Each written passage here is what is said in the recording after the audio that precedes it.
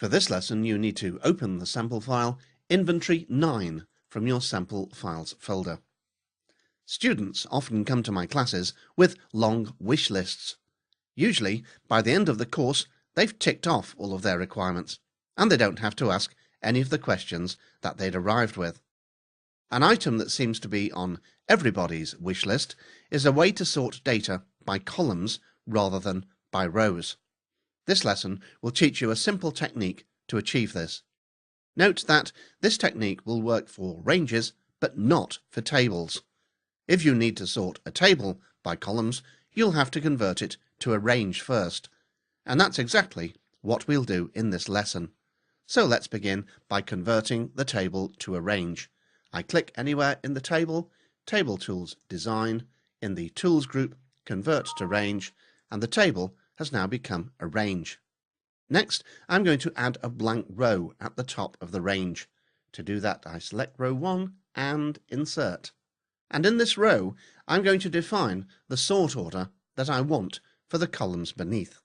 So I think I still want number to appear in the first column, but I'd like category to appear in the second column, and I'd like supplier to appear in the third column, followed by product name in the fourth column, and 5, 6, 7 I'll leave as they are.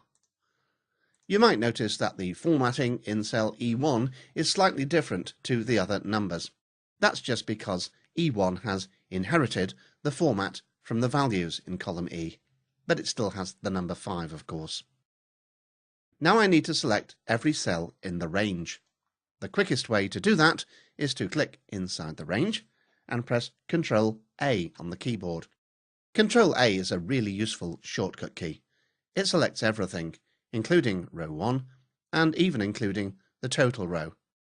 Now I'm ready to apply my sort by columns. To do that, I click the Data tab on the ribbon and in the Sort and Filter group, Sort, and this brings up the Sort dialog. Now you may have noticed that row 1 is suddenly not included in the range anymore. Why is that?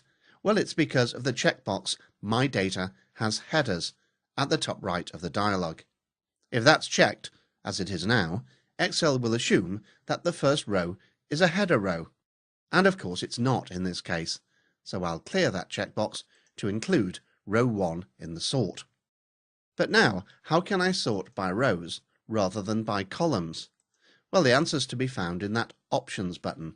If I click Options, you'll see that I can sort top to bottom, that's by rows, or left to right, that's by columns, so I'll choose Sort Left to Right.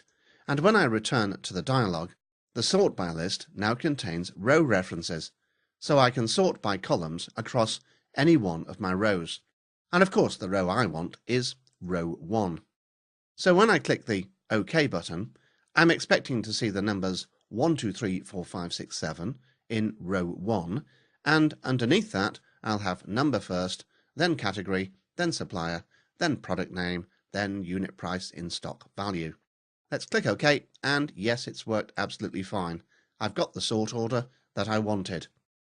Now I'll tidy things up. Let's just begin by getting rid of that first row, and I think the column widths are a little too wide and a little too narrow in some cases, so I'll select everything and double-click on the intersection of 2 of the column headers to fix that up.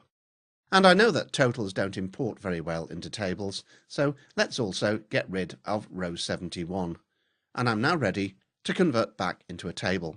So I click inside the range, and then the Insert tab on the ribbon, and in the Tables group, I click Table. And my range has now become a table.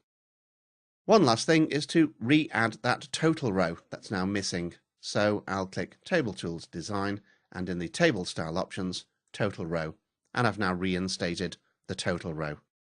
All that's left now is to save your work, and I'm going to save with the new name Inventory 10, and as usual, I'll save to the folder above my Sample Files folder.